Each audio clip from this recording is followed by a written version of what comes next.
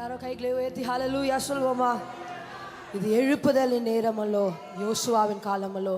நம்ம எல்லாரும் சேர்ந்து நீரே பெரியவர், நீர் ஒருவர் நீரே பெரியவர், மிகவும் மிகவும் பெரியவர், நீர் மிகவும் பெரியவர்.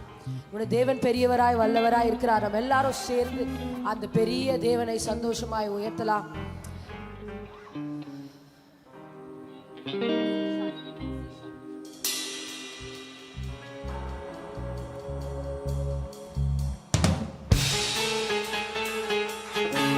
கைகளை தட்டி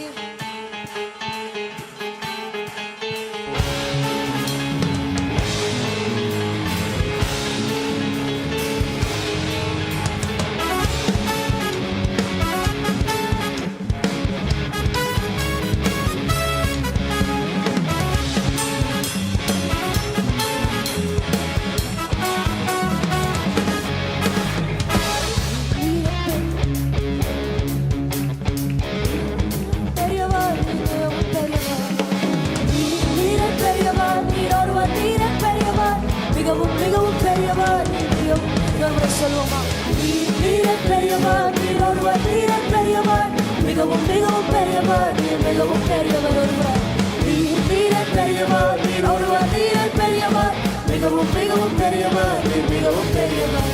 வீசும் புயல் காற்றை பாலைத்தவரே, தூதர் துதிக்குள்ளே இருப்பவரே, மொத்த உலகத்தை ஆள்பவரே, எங்கள் இதயத்தில் வாழ்பவரே. வீசும் புயல் காற்றை பாலைத்தவரே, தூதர் துதிக்குள்ளே இருப்பவரே, மொத்த உலகத்தை ஆள்பவரே, எங்கள் இதயத்தில் வாழ்பவரே. நீரே பெரியவர், நீர் ஒருவர் நீரே பெரியவர், மிகவும் மிகவும் பெரியவர், நீர் மிகவும் பெரியவர். ஓ நீரே பெரியவர், நீர் ஒருவர் நீரே பெரியவர், மிகவும் மிகவும் பெரியவர், நீர் மிகவும் பெரியவர். எல்ரோய் என்னை காண்பவரே, எல் ஷடாய் சர்வ வல்லவரே, எலோஹீம் எங்கும் உள்ளவரே, யெஷுவா ஆட்டுக்குட்டியானவரே.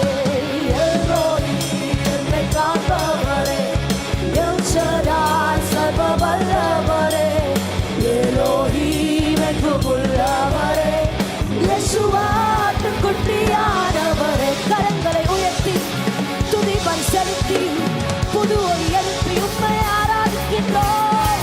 பாட்டுகள் பாடி ஆட்டங்கள் ஆடி கூட்டங்கள் கூடி உம்மை ஆராதிக்கிறோம். சொல்வோமா?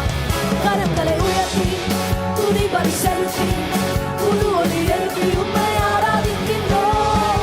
பாட்டுகள் பாடி ஆட்டங்கள் ஆடி கூட்டங்கள் கூடி உம்மை ஆராதிக்கின்றோம். நீரே பெரியவர், நீர் ஒருவர் நீரே பெரியவர், மிகவும் மிகவும் பெரியவர், மிகவும் பெரியவர். நீரே பெரியவர், நீர் ஒருவர் நீரே பெரியவர், மிகவும் மிகவும் பெரியவர், மிகவும் பெரியவர்.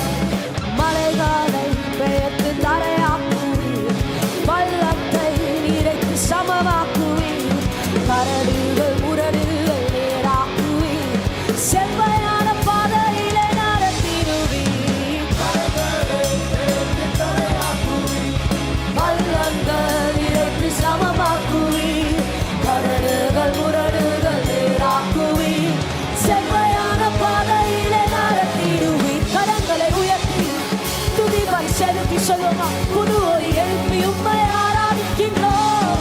பாட்டுகள் பாடி ஆட்டங்கள் ஆடி கூட்டங்கள் கூடி உம்மை ஆராதி.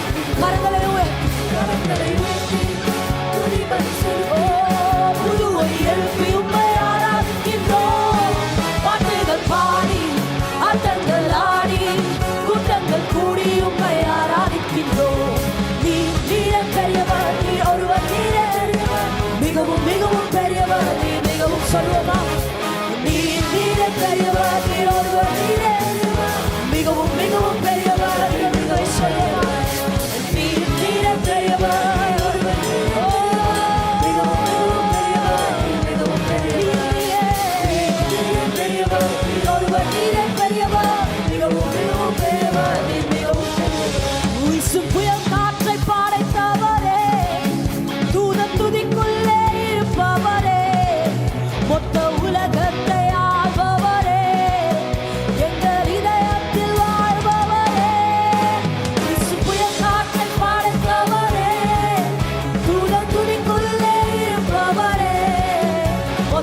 உலகத்தை ஆள்பவரே, எங்கள் இதயத்தில் வாழ்பவரே.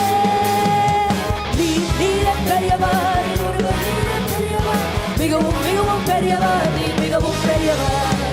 நீரே பெரியவர், நீர் ஒருவர் நீரே பெரியவர், மிகவும் மிகவும் பெரியவர், நீர் மிகவும் பெரியவர்.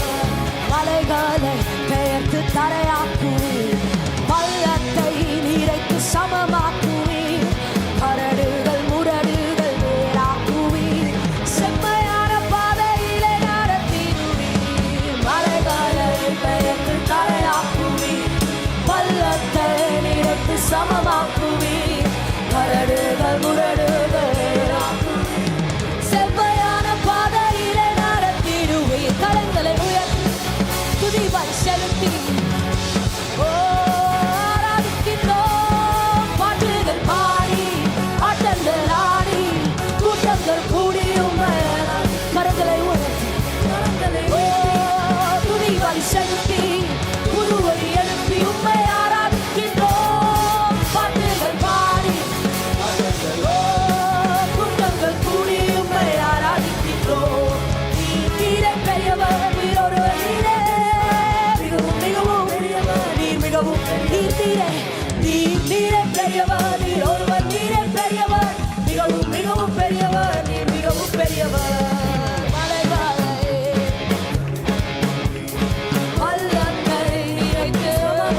சொல்லுவோமா, கரடுகள் முரடுகள் அவர் நேராக்கி கொண்டிருக்கிறார்.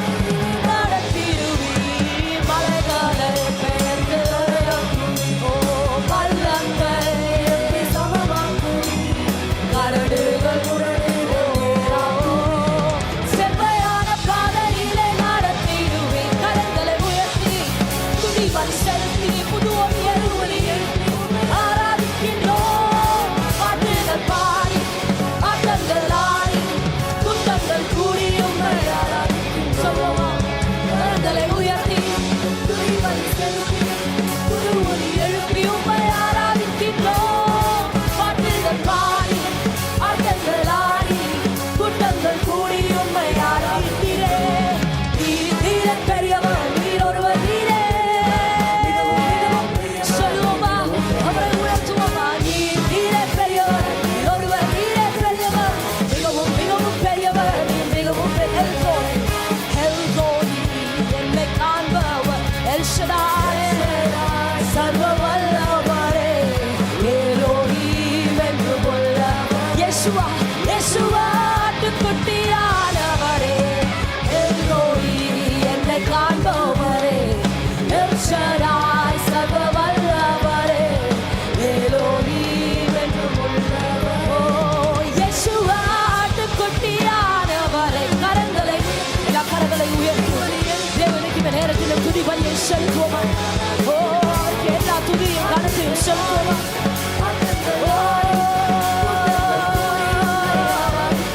கரங்களை உயர்த்தி துதிவாய் செலுத்தி புதுவழி எழுப்பி உம்மை ஆராதிக்கின்றோம். பாட்டுகள் பாடி ஆட்டங்கள் ஆடி கூட்டங்கள் கூடி உம்மை ஆராதி. கரங்களை புதுவழி எழுப்பி உம்மை ஆராதிக்கின்றோம். ஆட்டங்கள் ஆடி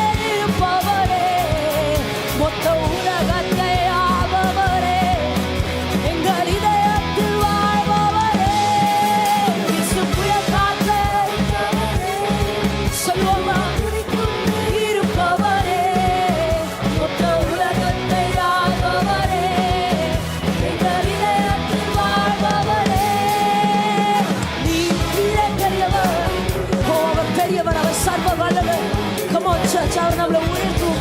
அவரை உயர்த்தி இந்த பெரிய தேவனை உயர்த்தி எல்லா துதியும் கணக்கிலும் செலுத்துவோமா? ஓ நீர் நீரே, நீர் நீரே பெரியவர், நீர் ஒருவர் நீரே. ஓ நீர் நீரே, நீர் நீரே பெரியவர், நீர் ஒருவர் நீரே. ஓ ரமணா ரமலா ரமலா ரமலா ரமலா ரமலா சக்கரமணா ரமலா. ஓ ரமலா ரமலா ரமலா ரமலா ரமலா ரமலா ரமலா ரமலா. நீர் நீரே, ஓ ரமலா ரமலா ரமலா ரமலா ரமலா ரமலா. நீர் நீரே, நீர் நீரே பெரியவர், நீர் ஒருவர் நீரே பெரியவர், மிகவும் மிகவும் பெரியவர், மிகவும் பெரியவர். கைகளை தட்டி அவர் எல்லா துதியும் கனத்தையும். Oh, he is worthy of it all. Oh, Ramala Ramala Ramala Ramala Ramala Rama. Oh, மலைகளை பெயர்த்து தரையாக்குவி, பள்ளத்தை நீரைத்து சமமாக்குவி, கரடுகள் செவ்வையான பாதையிலே நடத்திடுவி, மலைகளை. எத்தனை பேர் இதை நம்புறீங்க? பாடலாமா? சமமாக்குவி, கரடுகள் முரடுகள் நேராக்குவி, செவ்வையான பாதையிலே நடத்தி. சொல்வோமா? மலைகளை பெயர்த்து தரையா. ஓ மலைகளை பெயர்த்து கொண்டிருக்கிறார். ஓ கரடுகள் முரடுகள், ஓ செவ்வையான பாதையிலே நடத்தி, மலைகளை மலைகளை பெயர்த்து. விசுவாசத்தோடு சொல்லுவோமா? பள்ளத்தை நிறைத்து சமமாக்கோ, கரடுகள் முரடுகள் நேராக்கு. Come on church. செவ்வையான பாதையிலே மலைகளை மலைகளை பெயர்த்து தரையா. விசுவாசத்தோடு பள்ளத்தை நிறைத்து கொண்டு செய்து கொண்டிருக்கிறார். கரடுகள் முரடுகள் அவர் நேராக்கி கொண்டிருக்கிறார். செவ்வையான பாதையிலே மலைகளை மலைகளை, ஓ பள்ளத்தை நிறைத்து. ஓ ரமல ரமல ரமல ரமல ரம சப்த ரமல ரம. செவ்வையான பாதையிலே நடத்திடுவி. ஓ ரமல ரமல ரமல ரமல ரமல ரம சப்த ரம. ஓ தேவனை நாம் உயர்த்தி கொண்டே இருப்போமா? இந்த தேவனை நாம் உயர்த்தி கொண்டே இருப்போமா? மலைகளை பெயர்த்து அவர் தரையாக்கி கொண்டிருக்கிறார். பள்ளத்தை அவர் நிரப்பிக் கொண்டிருக்கிறார், சமமாக்கி கொண்டிருக்கிறார். ஓ கரடுகள் முரடுகளை அவர் நேராக்கி கொண்டிருக்கிறார். செவ்வையான பாதையிலே அவர் நம்மை நடத்த போகிறார். ஓ அவர் நம்மை நடத்த போகிறார், அவர் நம்மை நடத்த போகிறார். இந்த நேரத்தில் இங்க ஒவ்வொருத்தரும் ஆண்டவர் சொல்ல விரும்புகிற காரியம், குழப்பங்கள் தேவையில்லை, மனபாரங்கள் தேவையில்லை. ஏனென்றால் அவர் நமக்காக மலைகளை பெயர்த்து பள்ளங்களை நிறைத்து சமமாக்கி கரடுகள் முரடுகளை நேராக்கி கொண்டிருக்கிறார். Everything that is wrong he is making it right. தப்பான காரியங்களை சரியாக மாற்றிக் கொண்டிருக்கிறார். ஓ நமக்கு முன்னாடி நின்று கொண்டிருக்கிற மலைகளை அவர் உடைத்துக் கொண்டிருக்கிறார். ஓ இந்த நேரத்தில் கூட எல்லாரும் சேர்ந்து பாடி இந்த தேவனை உயர்த்துவோமா?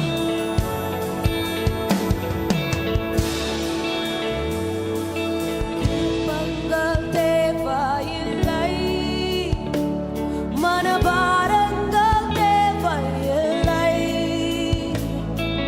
குழப்பங்கள் தேவையில்லை, மனபாரங்கள் தேவையில்லை. தேவையெல்லாம் ஒன்றே, உண்டானின் பாதத்தை அனுதினம் நாடி.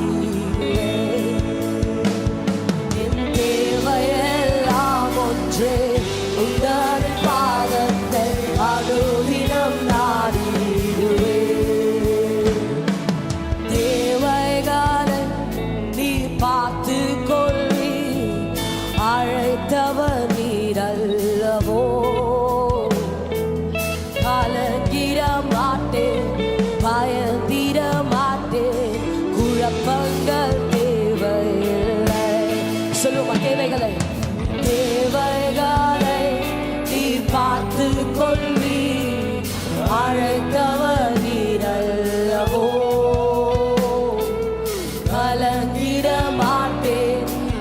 பயந்திட மாட்டேன், குழப்பங்கள் தேவையில். கைகளை உயர்த்தி குழப்பங்கள் தேவையில்லை, மனபாரங்கள் தேவையில்லை, குழப்பங்கள் தேவையில்லை, மனபாரங்கள் தேவையில்லை. என் தேவையெல்லாம் ஒன்றே, உண்டானின் பாதத்தை அனுதினம். சொல்லுமா, என் தேவையெல்லாம், என் தேவையெல்லாம் ஒன்றே, உண்டானின் பாதத்தை அனுதினம் நாடிடுவேன். துவக்கத்தை கொடுத்தது நீர் என்று சொன்னால், முடிவதை கொடுப்பது உம்மாதானாகும். துவக்கத்தை கொடுத்தது, முடிவதை கொடுப்பது உம்மாதானாகும். கஷ்டங்கள் சூழ்ந்து கொண்டு குழப்பங்கள் வந்தால், முடிவதை கொடுப்பது உம்மாதானாகும். கஷ்டங்கள் சூழ்ந்து கொண்டு குழப்பங்கள் வந்தால், முடிவதை கொடுப்பது உம்மாதானாகும். குழப்பங்கள் தேவையில்லை, ஓ மனம் இல்லை, குழப்பங்கள் தேவையில்லை, குழப்பங்கள் தேவையில்லை, மனபாரங்கள் தேவையில்லை.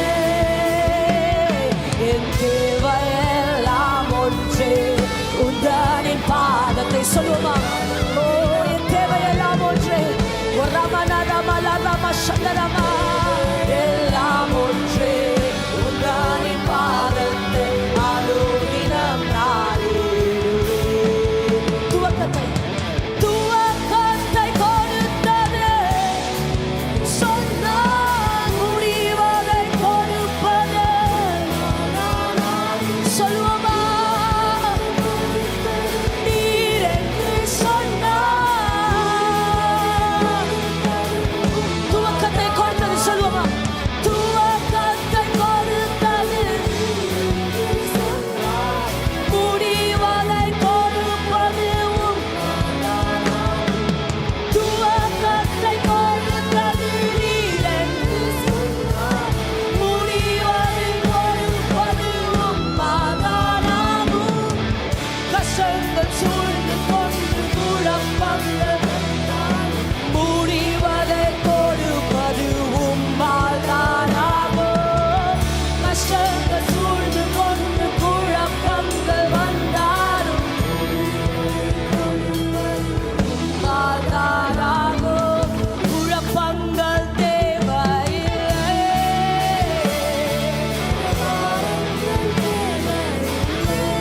எல்லாரும் சேர்ந்து பாடுவோமா, குழப்பங்கள் தேவையில்லை, மனபாரங்கள் தேவையில்லை. என் தேவையெல்லாம் ஒன்றே, உண்டானின் பாதத்தை அனுதினம் நாடிடுவேன். என் தேவையெல்லாம் ஒன்றே, உண்டானின் பாதத்தை அனுதினம் நாடிடுவேன். ஓ ரமண கைகளை உயர்த்தி தேவனை பார்த்தப்பா, ஆண்டவரே, ஒவ்வொருத்தருடைய மனிதன், ஆண்டவரே, உள்ள இருக்கிற அந்த குழப்பங்கள், ஓ அவர்களுடைய மனசுல இருக்கிற அந்த டவுட்ஸ், ஆண்டவரே, அந்த சந்தேகங்கள், ஓ என்ன செய்ய வேண்டும், என்ன செய்ய போகிறோம், இதை செய்யலாமா வேணாமா, இப்படி செய்யலாமா வேணாமா, இயேசுவின் நாமத்துல, ஓ give us an answer Lord, give us an answer Lord, give us an answer Lord. எங்க சபைக்கு ஒரு தெளிவான பதிலை நீங்க தாங்க.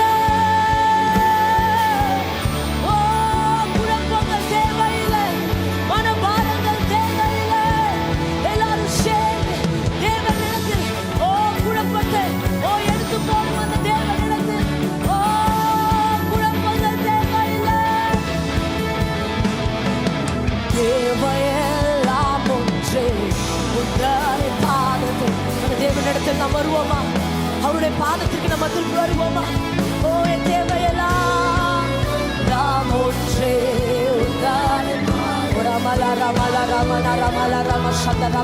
தேவையெல்லாம் ஒன்றே, என் தேவையெல்லாம் ஒன்றே, உந்தனின் பாதத்தை அனுதினம்.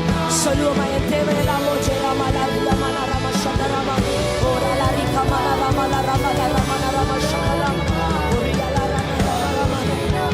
தேவையெல்லாம் ஒன்றே, என் தேவையெல்லாம் ஒன்றே, என் தேவையெல்லாம் ஒன்றே, உந்தனின் பாதத்தை அனுதினம்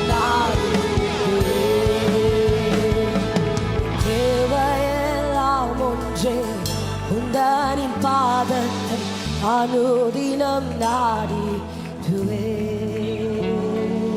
அப்பா நன்றி, நன்றி அப்பா. ஆண்டவரே, உங்களுடைய பிள்ளைகளுடைய மனசுல இருக்க குழப்பங்க அனைத்திற்கும் ஒரு தீர்வையும் ஒரு பதிலையும் நீங்க தாங்க.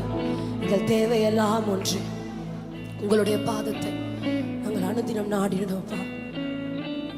நீங்க பொறுப்பு எடுத்துக்கொள்ளுங்க, நீங்க வழி நடத்துங்க. நீங்க பரிசுத்த ஆவியானவருடைய அபிஷேகம் தொடர்ந்து இருக்கும்படியாக ஜெபிக்கிறேன். ஆமென். ஆமென். யோவான் 15 அதிகாரத்திலிருந்து நான் படிக்கலான்னு நினைக்கிறேன். ஆண்டவர் தன்னை பற்றி என்ன சொல்கிறாருன்னு படிப்போமா? மொதல் வசனத்திலிருந்து 5வது வசனம் வரைக்கும் படிங்க. கனி கொடுக்கிற கொடி எதுவோ அது அதிக கனிகளை கொடுக்கும்படி அதை சுத்தம் பண்ணுகிறார். நான் உங்களுக்கு சொன்ன உபதேசத்தினாலே நீங்கள் இப்பொழுதே சுத்தமாய் இருக்கிறீர்கள். என்னில் நிலைத்திருங்கள், நானும் உங்களில் நிலைத்திருப்பேன். கொடியானது திராட்சை செடியில் நிலைத்திராவிட்டால் அது தானாய் கனி கொடுக்க மாட்டாதது போல நீங்களும் என்னில் நிலைத்திராவிட்டால் கனி கொடுக்க மாட்டீர்கள். நானே திராட்சை செடி, நீங்கள் கொடிகள். ஒருவன் என்னிலும் நான் அவனிலும் நிலைத்திருந்தால் அவன் மிகுந்த கனிகளை கொடுப்பான். என்னை அல்லாமல் உங்களால் ஒன்றும் செய்யக்கூடாது. ஆண்டவருக்கு நன்றி. ஆண்டவர் சொல்றாரு, நான் மெய்யான திராட்சை செடி. ஆண்டவர் பேசுறதுலையே ஒவ்வொரு இடத்துல பேசும்போது வித்தியாசமாக பேசுகிறத நீங்கள் கவனிச்சிருக்கிறீங்களா? வித்தியாசமாக ஆண்டவர் பேசுவார். ஒரு உதாரணத்துக்கு ஒரு வார்த்தை சொல்கிறேன். நானே நல்ல மேய்ப்பன்னு சொல்கிறார். அப்போ என்ன அதில் ஒரு வார்த்தையை வைக்கிறாருன்னா, நானே நல்ல மேய்ப்பன்னா நிறைய கெட்ட மேய்ப்பர்களும் இருக்கிறாங்கன்றதை தானே சொல்ல வர்றார் அவர். நானே நல்ல மேய்ப்பன். கெட்ட மேய்ப்பர்களை பற்றி எப்படி வளர்க்குறாரு? அவங்க கூலிக்காக ஆடு மேய்க்கிறவங்க. ஓனாய் வந்துச்சுன்னா உயிரை காப்பாற்றிக்கிறதுக்காக ஆடுகளை விட்டுட்டு ஓடி போயிடுவாங்க. சொல்லியிருக்கிறாரா இல்லையா? இப்போ ஒவ்வொரு வார்த்தையாக படிக்கும்போது நம்ம அதில் ஏன் இப்படி சொல்கிறாரு ஆண்டவர்னு நம்ம யோசிக்கணும். நிறைய இடங்களில் சொல்கிறார், நானே ஜீவ அப்பம் அப்படிங்கிறார். இந்த ஆண்டவர் நானே அப்படின்னு சொன்னது நிறைய யோவான் சுவிசேஷத்தில் இருக்குது. நானே வழியும் சத்தியமும் ஜீவனுமாக இருக்கிறேன் அப்படின்னு அவர் நிறைய இடங்களில் நானேங்கிற வார்த்தைகளை பயன்படுத்துகிறார். இங்கே என்ன சொல்கிறாரு? நான் மெய்யான திராட்சை செடி, என் பிதா திராட்சை தோட்டக்காரர். நான் மெய்யான திராட்சை செடி அப்படின்னா என்ன? நம்ம நிறைய நேரங்களில் நிறைய வீடுகளில் போனோன்னா அவங்க வீடுகளில் ஒரு கூடை நிறைய பழம் வச்சுருக்கிறத பார்ப்போம். நான் நிறைய நேரங்களில் அது நிஜமான பழம்னு நினச்சிருக்கிறேன். அப்புறம் போய் பார்த்தா தான், கிட்ட போய் பார்த்தா தான் தெரியும் அதெல்லாம் பிளாஸ்டிக். அப்படியே நேச்சுரலாக இருக்கும் பார்க்குறதுக்கு. அதே மாதிரி நிறைய வீடுகளில் அப்படி கொடியெல்லாம் தொங்க விட்டுருப்பாங்க, பார்த்தா நேச்சுரலாக இருக்கும். ஆனால் கிட்ட போய் பார்த்தா அது தொட்டு பார்த்தா எப்படி இருக்கும்? பிளாஸ்டிக் கொடிகளாக இருக்கும். இப்போ நானே மெய்யான திராட்சை செடி அப்படின்னு ஆண்டவர் சொல்கிறதுலேருந்து நம்ம ஒன்று புரிஞ்சுக்கிடணும். நிறைய டூப்ளிகேட்ஸு அந்த நாட்களில் இருந்திருக்காங்க. அதை பற்றி நான் உங்களுக்கு ஏதோ ஒரு இடத்துல பேசுகிற ஞாபகம் எனக்கு இருக்குது. இயேசுவனுடைய நாட்களுக்கு முன்பாக இயேசுவை போல தன்னை மேசியான்னு சொல்லிக்கிட்டு நிறைய பேர் வந்தாங்க. அதில் நிறைய பேர் ஓடி போயிட்டாங்க, சிலர் செத்து போயிட்டாங்க. அதனால தான் இந்த இயேசுவை பற்றி சொல்லுகிற வேளையில் ஒரு வேத பண்டிதர் என்ன சொல்கிறார் பைபிளில்? இது தேவனால் உண்டாயிருந்துச்சுன்னா அது ஒழிஞ்சு போகாது, மனுஷரால் உண்டாயிருந்துச்சுன்னா அது ஒழிஞ்சு போயிடும். இப்போ நானே மெய்யான திராட்சை செடி அப்படிங்கிறார். நானே மெய்யான திராட்சை செடி. இப்போ ஒரு மெய்யான திராட்சை செடியை பற்றி நாம் படிக்க போகிறோம். மெய்யான திராட்சை செடி அவர் தான்.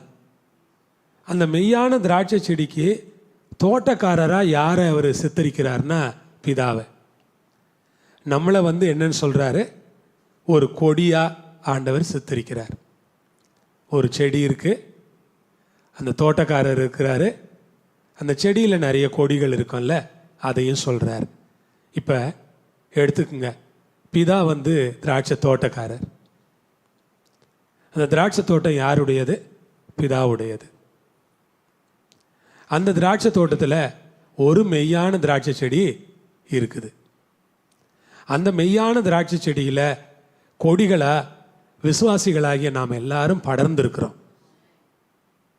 இப்போ இந்த மெய்யான திராட்சை செடியில் நாம் இருக்கிறோம் அப்படிங்கிறது தான் நமக்கு சந்தோஷம். இந்த மெய்யான திராட்சை செடியை தான் பைபிளில் ஒன்றான மெய்தேவன் அப்படின்னு படிக்கிறோம். மெய்யான அப்படின்னா என்ன? அவர் தான் உண்மையான கடவுள், அவர் தான் உண்மையான ஆண்டவர், அவர் தான் உண்மையான இரட்சகர். மீதியெல்லாம் இந்த பிளாஸ்டிக் மாதிரி தான். மற்றதெல்லாம் இருக்கிற மாதிரி தெரியும், ஆனால் அதெல்லாம் கிட்டத்தட்ட இந்த பிளாஸ்டிக் பழங்கள் மாதிரி, இந்த பிளாஸ்டிக் பூக்கள் மாதிரி தான் அவைகள் காணப்படுகிறது. ஆண்டவர் மட்டும்தான் மெய்யான ஒரு திராட்சை செடி. அவர் மட்டும்தான் மெய்யான கடவுள், அவர் மட்டும்தான் மெய்யான ஆண்டவர், அவர் மாத்திரம்தான் மெய்யா இருக்கிறார். எரேமியா அதை பற்றி ரொம்ப எழுதுகிறார். நான் சமீபத்தில் எரேமியா புஸ்தகம் தான் படிச்சுட்டு இருந்தேன். எரேமியா எழுதுகிற வேளையில் 10ஆம் அதிகாரம் நினைக்கிறேன், நிறைய எழுதுகிறார் எரேமியா.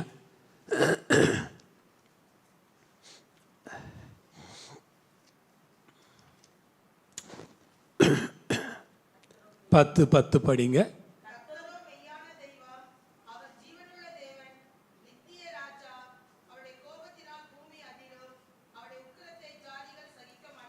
கர்த்தரோ மெய்யான தெய்வம்னு எரேமியா ரொம்ப அழகா ரொம்ப கிளீனாக சொல்கிறார். கர்த்தரோ சொல்லுங்க, மெய்யான தெய்வம்.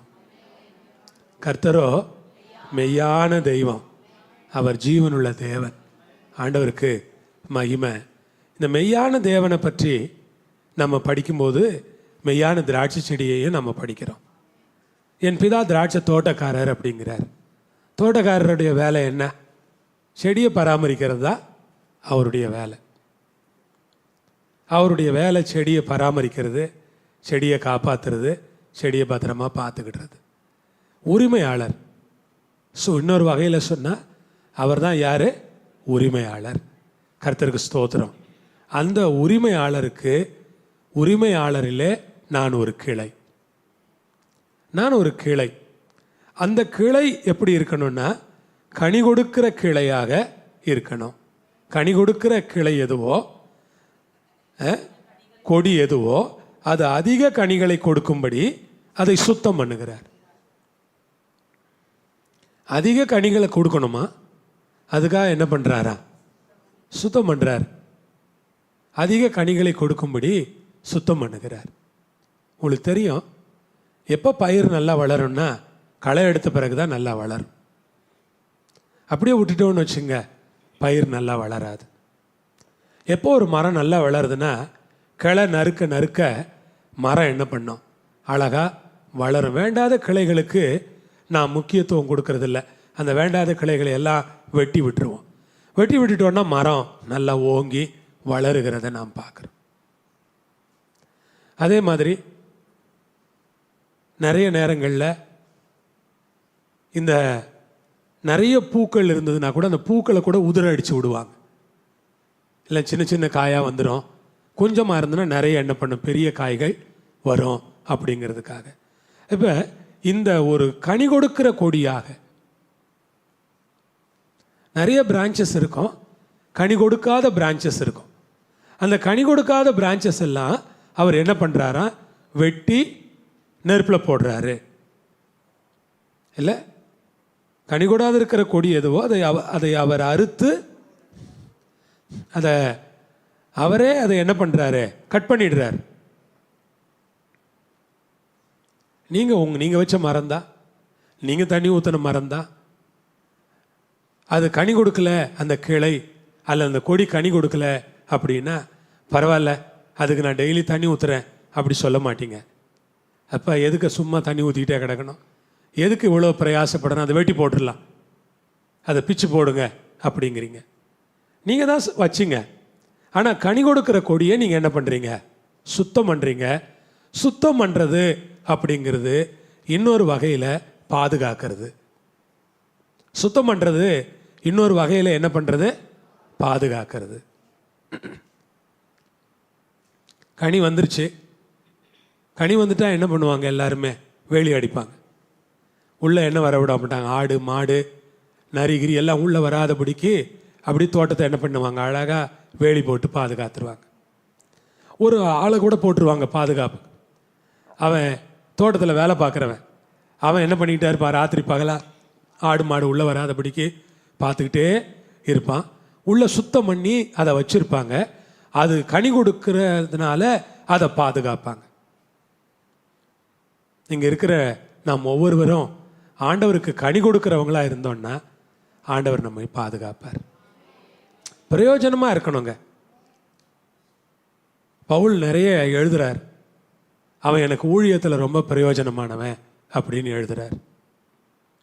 நம்ம இந்த உலகத்தில் மற்றவங்களுக்கும் சரி, சமுதாயத்துக்கும் சரி, சபைக்கும் சரி, ஊழியத்துக்கும் சரி, கர்த்தருக்கும் சரி பிரயோஜனமானவங்களா நம்ம இருந்தோன்னா கர்த்தர் நம்மை பாதுகாப்பார். நாம் இருக்கிற வரைக்கும் நம்ம என்ன ஜெபம் பண்ணணும், நான் பிரயோஜனமாக இருக்கணும், நான் பிரயோஜனமாக இருக்கணும், நான் எங்கே இருந்தாலும் பிரயோஜனமாக இருக்கணும், நான் எங்கே இருந்தாலும் உபயோகமாக இருக்கணும், நான் உங்களுக்காக ஜெபிக்கிறவங்களா இருக்கணும், நான் எங்கே இருந்தாலும் ஒரு உபயோகமான காரியத்தை தான் நான் என்ன பண்ணணும், செய்யணும். அந்த கொடி கூட ஒரு பிரயோஜனமான கொடி தான். அதனால தான் அதை சுத்தம் பண்ணி அதை பாதுகாக்கிறாங்க. உங்களை கூட ஆண்டவர் ஏன் இம்மட்டும் உங்களை என்னையும் பாதுகாத்திருக்கிறார் அப்படின்னா, நாம் ஏதோ அவருக்கு பிரயோஜனமாக இருக்கிறோன்னு நான் நினைக்கிறேன். இன்னும் நாம் அவருக்கு பிரயோஜனமாக இருக்கணும்னு ஜெபம் பண்ணுங்க. ஆண்டவரே, நான் உங்களுக்கு பிரயோஜனமாக இருக்கணும், நான் இன்னைக்கு ஆண்டவருக்கு பிரயோஜனமாக இருந்தேனா அப்படி யோசித்து பாருங்க. அடிக்கடி நான் இன்னைக்கு ஆண்டவருக்கு பிரயோஜனமாக இருந்தேனா, இன்னைக்கு எவ்வளவு நேரம் ஜெபம் பண்ணேன், இன்னைக்கு எவ்வளவு நேரம் பைபிள் படித்தேன், இன்னைக்கு எவ்வளோ நேரம் கர்த்தரை பாடி ஆராதித்தேன், நான் இன்னைக்கு பிரயோஜனமாக இருந்தேனா, இன்னைக்கு யாருக்காவது நான் செய்தி சொன்னேன்னா, இன்னைக்கு என் பிள்ளைகளை நான் நல்லபடியாக கவனிச்சேனா, இன்னைக்கு குடும்ப காரியங்களை எல்லாம் சரியாக செஞ்சேனா, இன்னைக்கு நான் பிரயோஜனமாக இருந்தேனா, அல்லது இன்னைக்கு நான் சும்மா இருந்தேனா. சும்மா இருந்தால் உங்களுக்கு மனசு படபடன்னு வரணும். அதுதான் நல்ல கிறிஸ்தவ வாழ்க்கை.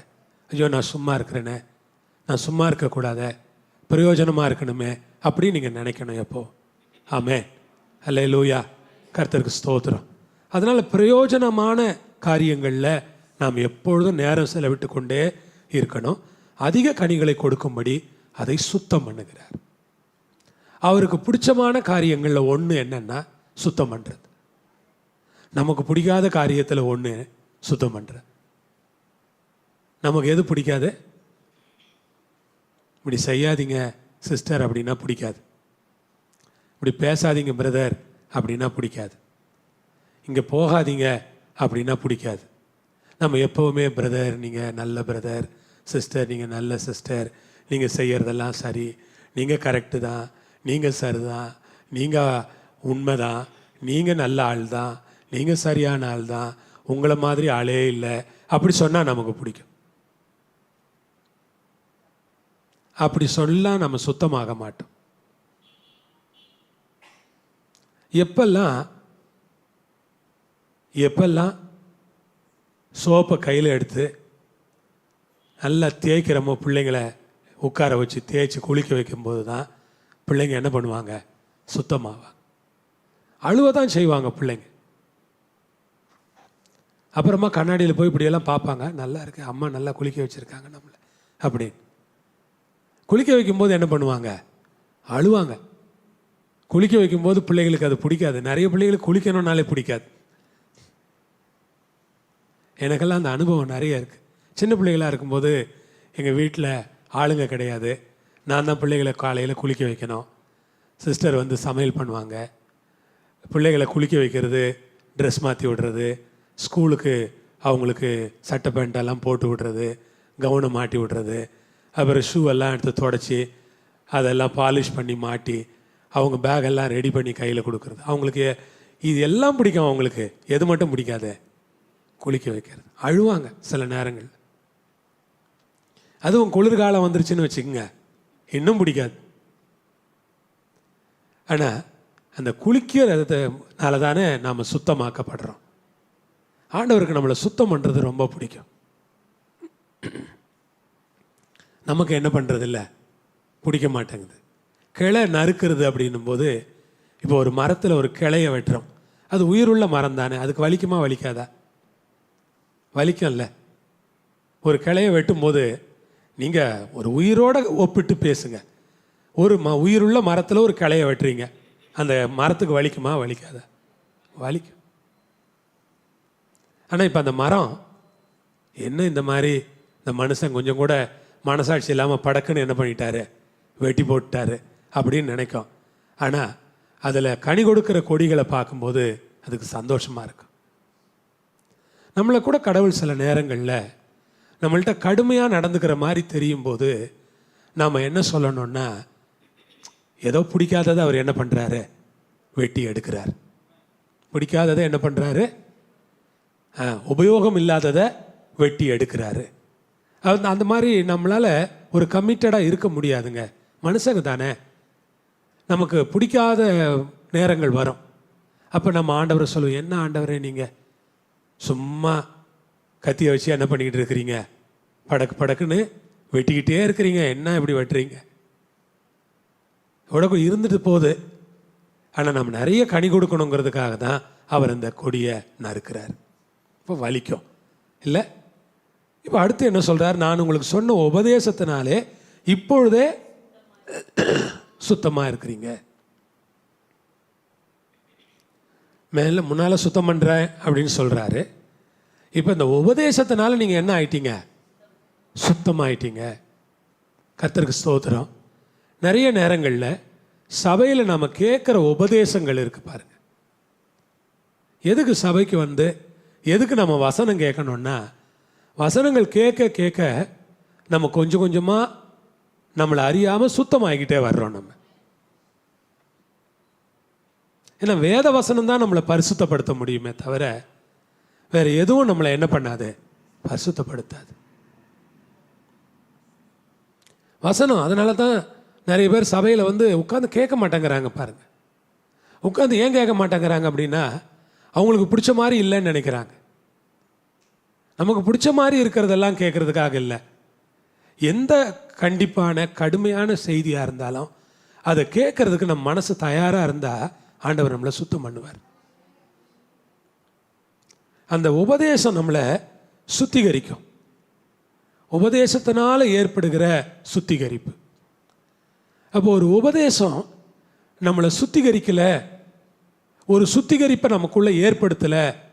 வெறும் நேற்று நான் சொன்னேன்னு நினைக்கிறேன், நேற்று முந்தின நாள சொன்னேன் கூகுள் மீட் ப்ரேயரில், வெறும் பரவசத்தையும் வெறும் உற்சாகத்தையும் கொடுக்கக்கூடிய உபதேசங்கள் மட்டும் உபதேசங்கள் அல்ல. சில நேரங்களில் உபதேசங்கள் கண்டிப்பாக கடுமையாக கடினமாக இருக்கிறது.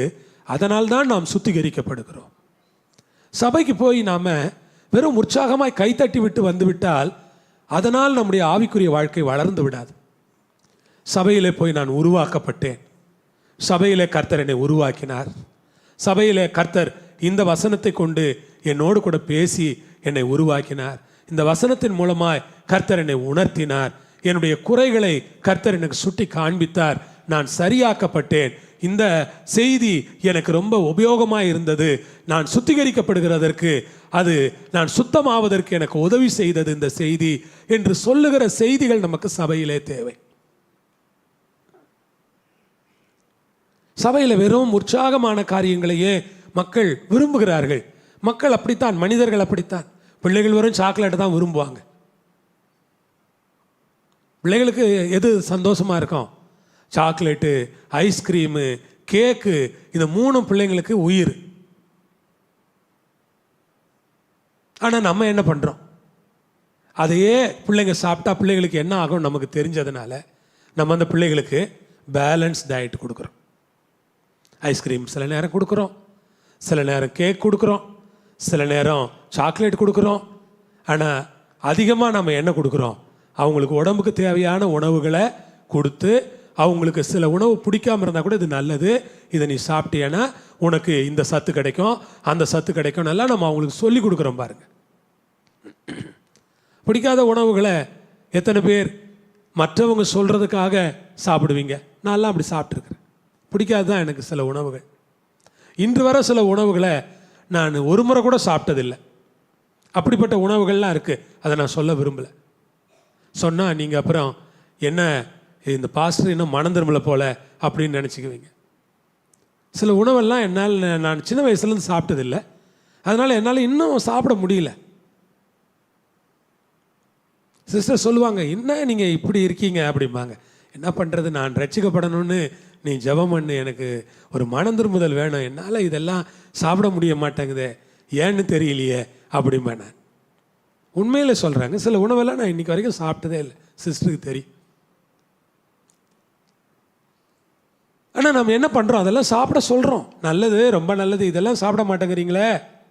அப்போ இந்த உபதேசம் கூட அப்படி தான், எனக்கு பிடிச்சது பிடிக்காதுன்னு இல்லாமல் எல்லா உபதேசங்களையும் கேட்டு நாம் சுத்தமாயிடணும். இப்போ ஆண்டவர் சொல்கிறார், என்னில் நிலைத்திருங்கள், நானும் உங்களில் நிலைத்திருப்பேன்.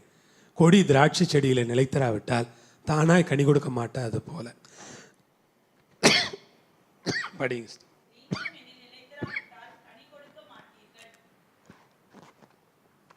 தண்ணி கொடுப்பேன். என்னில் நிலைத்திருங்க, நானும் உங்களில் நிலைத்திருப்பேன். கொடியான திராட்செடியில் நிலைத்திராவிட்டால் தானாக கனி கொடுக்காது. எவ்வளோ அழகாக சொல்கிறார் பாருங்க, என்னில் நிலைத்திருங்கள். அப்போ இந்த உபதேசம் உங்களுக்கு என்ன உதவி செய்யுதுன்னா, ஆண்டவருக்குள்ளே நீங்கள் நிலைச்சிருக்கிறதுக்கு உங்களுக்கு உதவி செய்யுது. நீங்கள் சேர்ந்த மாதிரி ஒரு 3 வாரம் சர்ச்சுக்கு வராமல் இருந்தீங்கன்னா, 3 வாரம் அல்லது 1 மாதம் சேர்ந்தார் போல நீங்கள் சபைக்கு வரவில்லை என்றால், நீங்கள் அனலாக இருப்பீர்களா, குளிராக இருப்பீர்களா? குளிர்ந்து போயிடுறீங்க. ஏன் குளிர்ந்து போயிட்டீங்க? உங்களுக்கு பைபிள் தெரியும், உங்களுக்கு பாட்டெல்லாம் தெரியும், பெர்க்மன்ஸ் பாட்டெல்லாம் பாடுவீங்க, சாரால் நவரோஜ் பாட்டெல்லாம் பாடுவீங்க, புது பாடல்கள் எல்லாம் பாடுவீங்க, உங்களுக்கு நிறைய வசனங்கள் மனப்பாடமாக தெரியும். ஆனால் சேர்ந்த மாதிரி 1 மாத காலம் நீங்கள் தேவாலயத்திற்கு போகாமல் வராமல் இருப்பீர்களானால் நீங்கள் ஏன் குளிர்ந்து போகிறீர்கள்? அப்படியானால் ஆண்டவரிலே நிலைத்திருக்கிறதற்கு நமக்கு எது உதவி செய்கிறது என்றால், சபை ஆராதனை, சபை உபதேசம் ஆண்டவரிலே நிலைத்திருப்பதற்கு நமக்கு உதவி செய்கிறது.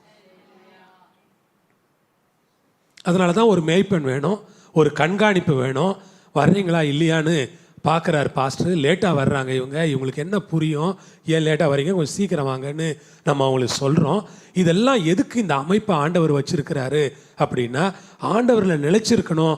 அப்படின்னா மனுஷனுடைய சுபாவம் எப்படி இருக்குன்னா, தொடர்ச்சியாக அவன் என்ன பண்ண வேண்டியது இருக்கு, ஒரு காரியத்தை செஞ்சுக்கிட்டே இருக்க வேண்டியது இருக்கு. தொடர்ச்சியாக செஞ்சுக்கிட்டு இருக்க வேண்டியது இருக்கு. விட்டு போயிட்டா நம்ம என்ன பண்ணிடுறோம், மறந்துடுறோமா இல்லையா நிறைய விஷயங்கள்.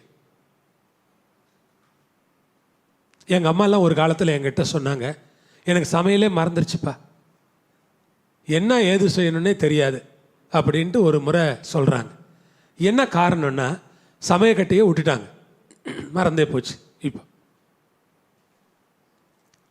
அது மாதிரி நம்ம நிலைச்சிருக்கிறதுக்கு காரணமே என்னென்னா, இந்த கன்சிஸ்டன்சி தான். தொடர்ந்து நம்ம வந்து வந்து வந்து உபவாச கூட்டத்துக்கு வர்றது, சின்ன கூட்டங்களில் பங்கெடுக்கிறது, கூகுள் மீட் ப்ரேயரில் பங்கெடுக்கிறது, அதிகாலையில் ஜெபம் பண்ணுறது, ஞாயிற்றுக்கிழமையான காலையில் வர்றது, மாலையில் வர்றது, தொடர்ச்சியாக நம்ம என்ன பண்ணுறோன்னா இந்த நிலைச்சிருக்கிறதுக்கான காரியத்தை செஞ்சுக்கிட்டே இருக்கிறோம்.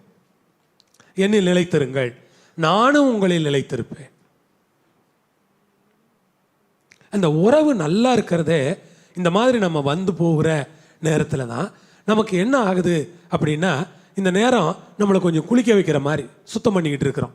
வசனம் சொல்கிற நேரம், ஆராதிக்கிற நேரம் பரவசமான நேரம், பர்சங்க கேட்குற நேரம் அதுவும் சந்தோஷமான நேரம் தான். ஆனால் அநேக வேளைகளில் அது நம்மளை கொஞ்சம் சுத்திகரிக்கிற நேரமாக மாறுகிறது. ஓ இது தப்பு போல அப்படின்னு அப்போ தான் நமக்கு விளங்குது. ஆண்டவரை நம்மளை நிலைச்சிருக்கிற ஒரு அனுபவத்துக்குள்ளே வரோம். கொடியான திராட்செடியில் நிலைத்திராவிட்டால் அது தானாய் கனி கொடுக்க மாட்டாது போல நீங்களும் என்னில் நிலைத்திராவிட்டால் கனி கொடுக்க மாட்டீர்கள். ஆண்டவர் என்ன சொல்றார் பாருங்க, கொடியான திராட்செடியில் நிலைத்திராவிட்டால் தானா. இப்போ நமக்கு என்ன புரியணும் அப்படின்னா, நானா கனி கொடுக்கவும் முடியாது, தானா கனி கொடுக்கவும் முடியாது. நானா கனி கொடுத்துட முடியுமா? முடியாது. தானா கனி கொடுத்துட முடியுமா? முடியாது. கனி கொடுக்கணும்னா செடியில் இந்த கொடி என்ன பண்ணணும்? இருக்கணும். அப்போ தினந்தோறும் உங்களுக்கும் ஆண்டவருக்கும் கனெக்ஷன் இருக்கா அப்படிங்கிறத நீங்கள் செக் பண்ணணும். எங்கேயாவது ஒரு இடத்துல உங்கள் மனசாட்சி கொஞ்சம் உங்களை உறுத்துச்சுன்னா உடனே அதை நின்று சரிப்படுத்தி, ஓ இது சரியில்லை ஆண்டவரே என்னை மன்னிங்க, உங்களோட நான் ஒப்புரவாகிக்கிடுறேன் அப்படின்னு அங்கே ஒப்புரவாகுதல் நடக்கணும். அதுதான் கிறிஸ்தவ வாழ்க்கை. அந்த ஒப்புரவாகுதல் நடந்தால் தான் உங்களால் கனி கொடுக்க முடியும். இல்லைன்னா உங்களால் கனி கொடுக்க முடியாது. கனி கொடுக்க முடியாது. நானே திராட்சை செடி, நீங்கள் கொடிகள். ஒருவன் என்னில நான் அவனில நிலைத்திருந்தால் அவன் மிகுந்த கனிகளை கொடுப்பான். என்னை அல்லாமல் உங்களால் ஒன்றும் செய்யக்கூடாது. முடிக்கிறார். முடிச்சிடுறேன். நானே திராட்சை செடி, நீங்கள்லாம் கொடிகளுங்கிறார். நம்ம எல்லாரையும் ஆண்டவர் பார்த்து இந்த ராத்திரியில் என்ன சொல்றாருன்னா, இந்த வசனத்தை கேட்டுக்கிட்டு இருக்கிற ஒவ்வொருத்தருக்கும் சொல்றேன், நீங்கள் கொடிகள், நானே திராட்சை செடி. மறுபடியும் அழுத்தி சொல்றார், நானே திராட்சை செடி, நீங்கள்லாம் கொடிங்க. ஒருவன் என்னில நான் அவனில நிலைத்திருந்தால் அவன் மிகுந்த கனிகளை கொடுப்பான். கனி கொடுக்கிறது கனி கொடுக்கிறது அப்படின்னு சொல்றீங்களே பாஸ்டர், அது என்ன மிகுந்த கனிகளை கொடுப்பான் அப்படின்னா என்ன என்றால், ஒரு ஃப்ரூட்ஃபுல் லைஃப் அப்படின்னு நம்ம எதை சொல்றோம், ஒரு உபயோகமான வாழ்க்கைன்னு நம்ம எதை குறிப்பிடுறோம்னா, ஆண்டவருக்கு ஆத்மாதாயம் பண்றவங்க, ஜெபிக்கிறவங்க, வேதம் படிக்கிறவங்க, ஆண்டவரோட தொடர்பில் இருக்கிறவங்க, 4 ஆத்மாக்களுக்காக கண்ணீர் சிந்தி ஜெபிக்கிறவங்க, அவங்க குடும்பத்துக்கு பிரயோஜனமா வாழ்றவங்க, பிள்ளைகளை நல்வழியில் நடத்துறவங்க, குடும்பத்தை கட்டி எழுப்புறவங்க, நல்ல ஃபேமிலியை அமைக்கிறவங்க, இது எல்லாமே ஒரு கனி உள்ள வாழ்க்கை தான். கனி இல்லைன்னா மிகுந்த கனிகளை கொடுங்க. ஒவ்வொருத்தரும் என்ன ஜெபம் பண்ணணும்? ஆண்டவர் நிறைய கனி கொடுக்கணும். இப்போ யோசிச்சு பாருங்க, நீங்கள் நிறைய கனி கொடுத்தீங்கன்னா இந்த சபை நமக்கு போதுமா? நீங்கள் எல்லாம் ஆளுக்கு எல்லாம் ஒவ்வொருத்தர் கனி கொடுத்து சண்டே வரும்போது ஆளாளுக்கு ஒரு 2 பேரை கையில் ரைட்டில் ஒரு ஆளை, லெஃப்டில் ஒரு ஆளை பிடிச்சி உள்ளே தள்ளிட்டு வந்தீங்கன்னா இந்த இடம் என்னைக்கு பத்தும்? எப்படி பத்தும்? மிகுந்த கனிகளை கொடுக்க வேண்டும் என்று ஜெபம் பண்ணுங்க. நான் அதுக்கு தான் ஜெபம் பண்ணுறேன். அதாவது நம்முடைய ப்ரேயரை நம்ம கொஞ்சம் இன்னும் வேறு மாதிரி எடுத்துகிட்டு போகணும். நம்முடைய ப்ரேயர், ஆண்டவர் எனக்கு அதை கொடுங்க, இதை கொடுங்க, என் தேவையெல்லாம் சந்திங்க, அதெல்லாம் நல்லது தாங்க, அதெல்லாம் ஜெபிக்கக்கூடாதுன்னு நான் சொல்ல மாட்டேன், ஜெபிங்க. ஆனால் அதுக்கெல்லாம் ஆண்டவர் போதுமானவராக இருக்கிறார்.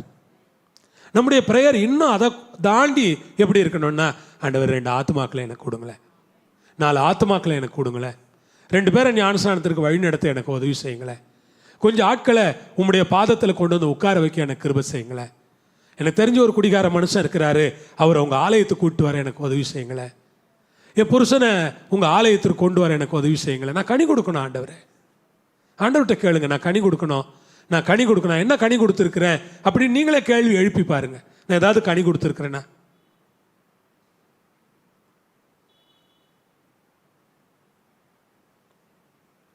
அதனால தான் பைபிள் சொல்கிறது, ஆத்மாக்களை ஆதாயம் பண்ணி கொள்கிறவன் ஞானம் உள்ளவன். என்னை இல்லாமல் உங்களால் ஒன்றும் செய்யக்கூடாது. நீங்கள் ஆண்டவரோடு நிலைச்சிருங்க. நிச்சயமாக நீங்கள் ஜெபம் பண்ண உங்களில் கனி உண்டாகிறத நீங்களே பார்த்துருவீங்க. நல்லா கனி கொடுப்பீங்க. நான் நல்லா கனி கொடுப்பேன். நீங்கள் ஜெபம் பண்ண, ஆண்டவர் எங்கள் பாஸ்டர் வந்து ரொம்ப ஒரு கனி நிறைந்த போதகராக இருக்கணும், எங்கள் பாஸ்டருடைய ஊழியம் ஒரு கனி உள்ள ஊழியமாக இருக்கணும், அந்த ஊழியத்தின் மூலமாக நிறைய கனிகள் உருவாகணும். நீங்கள் எங்கள் பாஸ்டர் அப்படி ஒரு கனி கொடுக்குற போதகராக மாற்றுங்க, எங்களை எல்லாம் கனி கொடுக்குற ஆட்களாக மாற்றுங்க. நாங்கள் நிறைய கனி கொடுக்கணும் சுவாமி உங்களுக்காக. அப்படி நீங்கள் ஜெபிக்க தொடங்குங்க. நம்ம அப்படி ஜெபிக்க ஜெபிக்க ஆண்டவர் நம்மளை கனி கொடுக்குற ஆட்களாக மாற்றிடுவார். ரொம்ப வல்லமையாக அவர் கைகளில் எடுத்து நம்மளை பயன்படுத்த தொடங்கிடுவார். நம்ம மூலமாக ஒரு கனி உண்டாயிடும். கர்த்தருக்கு ஸ்தோத்திரம். நிச்சயமாக சொல்கிறேன், அவரில் நிலைச்சிருக்கிற ஒரு கொடியாக நீங்கள் இருந்தீங்கன்னா உங்களையே அறியாமல் உங்களுக்குள்ளேருந்து என்ன வரும்? கனி வரும். கனி வரும். எப்படிப்பா வந்துச்சு இந்த கனி? கர்த்தருக்கு ஸ்தோத்திரம். எப்படி வந்துச்சு இந்த கனி? என்ன அறியாமலே வந்துருச்சா? அப்படி உங்களுக்கு அந்த அந்த கனெக்ஷன் நல்லா புரியுங்க. அந்த டிவைன் கனெக்ஷன், ஆண்டவரோடு இருக்கிற அந்த தொடர்பு நல்லா இருக்கும்போது கனி உண்டாகும். எல்லாம் எழுந்து நின்று நிறைய கனி கொடுக்கணும். அதுதான் நம்முடைய ஜெபமாக இருக்கணும். இந்த நாட்களில் ஜெப நாட்களில் வந்திருக்கிறோம். இந்த ஜெப நாட்களில் கற்றுக்கொள்ளலாம். ஜெப நாட்களில் ஆண்டவர் நம்மை சுத்திகரிக்கட்டும், ஆண்டவர் நம்மை பரிசுத்தப்படுத்தட்டும், நிறைய கனிகளை கொடுப்பதற்கு ஆண்டவர் நம்ம கிருபை செய்யட்டும். எல்லாம் கரங்களை உயர்த்தி ஆண்டவரை ஸ்தோத்திரம் பண்ணலாமா? எல்லாம் நல்ல வாய் திறந்து ஒரு நிமிஷம் சோத்திரிச்சு ஜெபம் பண்ணுங்க.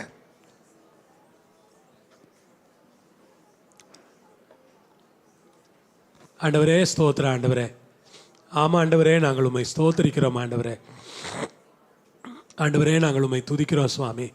நாங்கள் ஒவ்வொருவரும் உம்முடைய பாதத்தில் நிற்கிறோம். ஆண்டவரே ஸ்தோத்திரம். மெய்யான திராட்சை செடியாக இருக்கிறீங்களே, நாங்கள் கொடியப்பா. நான் ஒரு கொடி, இந்த பிரதர் எல்லாம் ஒரு கொடியாக இருக்கிறாங்க, இந்த சிஸ்டருங்கெல்லாம் கொடிகளாக இருக்கிறாங்க, இந்த வாலிப பிள்ளைகள்லாம் கூட கொடிகளாக இருக்கிறாங்க. இந்த கொடிகள் எல்லாம் எல்லா கொடியும் கனி கொடுக்குற கொடியாக இருந்தால் எவ்வளோ நல்லா இருக்கும். ஆண்டவரை உங்கள் கரத்தில் ஒப்பு கொடுக்குறோம். கனி கொடுக்குற கொடியை தான் நீங்கள் சுத்தம் பண்ணுறீங்க. ஆண்டவரே ஸ்தோத்திரம், ஸ்தோத்திரம். ஆண்டவரே, ஆண்டவரே, கொஞ்சம் எங்களுக்குள்ள கனி வர்றதை நீங்கள் பார்த்துட்டா நீங்கள் எங்களை சுத்திகரித்து ஆசீர்வதிச்சிருவீங்க. ஆண்டவரே, பிரயோஜனமாக வச்சுக்குவீங்க. ஆண்டவரே, உபயோகமாக வச்சுக்குவீங்க. ஆண்டவரே, எங்களை எங்கள் மூலமாக நீங்கள் மகிமைப்படுவீங்க. ஆண்டவரே ஸ்தோத்திரம். ஆண்டவரே, ஆண்டவரே, உங்களை நிலைச்சிருக்கிறதுக்கான ஒரு உபதேசத்தை எங்களுக்கு சபையில் கொடுங்க. ஆண்டவரே, எங்கள் சபையில் நீங்கள் போதிக்கிற போதனைகள் எல்லாம் எங்களை உருவாக்குகிற போதனைகளா, எங்களை கட்டி எழுப்புகிற போதனைகளா, எங்களை பலப்படுத்துகிற போதனைகளா, ஆவிக்குரிய வாழ்க்கையில் எங்களை வளர செய்கிற போதனைகளா இருக்க எங்களுக்கு கிருபை செய்யுங்க. ஆண்டவரே, ஆண்டவரே, நாங்கள் உலக பிரகாரமான ஆசீர்வாதங்களை இந்த இடத்துல வந்து கேட்டுட்டு போகிறதுக்காக மட்டும் நாங்கள் வரல. ஆண்டவரே, அது ஒரு பகுதி தான். ஆண்டவரே, ஆவிக்குரிய காரியங்களை கேட்கறதுக்காக, அதுக்காக ஜெபிக்கிறதுக்காக, அதை நாடுவதற்காக, அதை வாஞ்சிப்பதற்காக நாங்கள் இங்கே வர்றோங்கிறத ஞாபகத்தில் வைத்துக்கொண்டு நாங்கள் அதிலேயே கவனமாக இருக்க எங்களுக்கு கிருபை கொடுங்க. ஆண்டவரே, இயேசுவின் நாமத்தில் எங்களை, எங்கள் குடும்பத்தையும், எங்கள் பிள்ளைகளையும் ஆண்டவரே நாங்கள் மிகுந்த கனி கொடுக்கிற குடும்பமாக எங்களை மாற்றிடுங்க. ஆண்டவரே ஸ்தோத்திர. ஆண்டவரே, நீங்கள் கேட்ட உபதேசத்தினால் இப்பவே சுத்தமாக இருக்கிறீங்கன்னு சொல்லி இருக்கிறீங்க. ஆண்டவரே நன்றி. ஆண்டவரே, உங்கள் உபதேசம் எங்களை சுத்தம் பண்ணி கொண்டே இருக்கட்டும். ஆண்டவரே, வசனத்தினால நாங்கள் தினம் தினம் சுத்திகரிக்கப்பட எங்களை ஒப்பு கொடுக்குற ஆண்டவரே, வசனத்தினால சுத்தமாக்கப்பட்ட ஒரு வாழ்க்கை எங்களுக்கு கொடுங்க. ஆண்டவரே, எங்கள் குறைகளை மன்னிங்க. ஆனாலும் சில நேரங்களில் நாங்கள் தவறுறோம், சில நேரங்கள் நாங்கள் இடர்றோம், சில நேரங்களில் எங்கள்கிட்ட குறைகள் வருது, சில நேரங்களில் நாங்கள் மாம்சத்தின்படி யோசிக்கிறோம், சில நேரங்களில் மாம்சத்தின்படி செய்கிறோம், சில நேரங்களில் நாங்கள் உலக பிரகாரமாக கூட காரியங்களை செஞ்சிடறோம். ஆனாலும் ஆண்டவரே, நீங்கள் எங்கள் மேலே இரக்கமாக இருக்கிறதுக்காக ஸ்தோத்திரம். ஆண்டவரே, மாம்சமான மனுஷன் தானே, உங்களுக்கு எங்களுடைய நிலைமைகள் எல்லாம் தெரியும். ஆண்டவரே, கிருபையா எங்கள் ஒவ்வொருவரையும் ஆண்டவர் பரிசுத்தப்படுத்தி பலப்படுத்தி மிகுந்த கனி கொடுக்கிற கொடியா எங்களை மாற்றி வைக்கும்படியாய் நாங்கள் ஜெபிக்கிறோம். ஓ ரபாலா கரா தரபலாக்கா ரீகமானா ஷேக்கரபலாக்கா ரியாலபா கந்தரபா கரா தரா, மிகுந்த கனி கொடுக்கிற கொடியாய் ரியாலபரா கந்தரபா கரா. எல்லாரும் சொல்லணும்ப்பா, உங்களுக்கு இவ்வளோ கனி கொடுக்க என்ன ஆசீர்வதிச்சிங்களே, நன்றி என்று விசுவாசிகள் சொல்லுகிற நிலையில் கனி உள்ள வாழ்க்கையை தந்து ஆசீர்வதிக்க வேண்டும் என்று நாங்கள் ஜெபிக்கிறோம். எல்லாவற்றையும் உடைய கரங்களில் கொடுக்கிறோம். துதி கன மகிமை நீங்கள் எடுத்துக்கொள்ளுங்கப்பா, ஆசீர்வதிங்கப்பா. இந்த 5 நாட்கள் ஜெபத்தை விசேஷமாக நடத்தி கொடுங்கப்பா. இயேசுவின் மூலமாக கேட்கிறோம் எங்கள் பரமபிதாவே. ஆமேன், ஆமேன். எல்லாரும் சொல்லுவோமா? என் ஆத்மாவே கர்த்தரை ஸ்தோத்திரி. கர்த்தர் செய்த சகல உபகாரங்களையும் மறவாதே.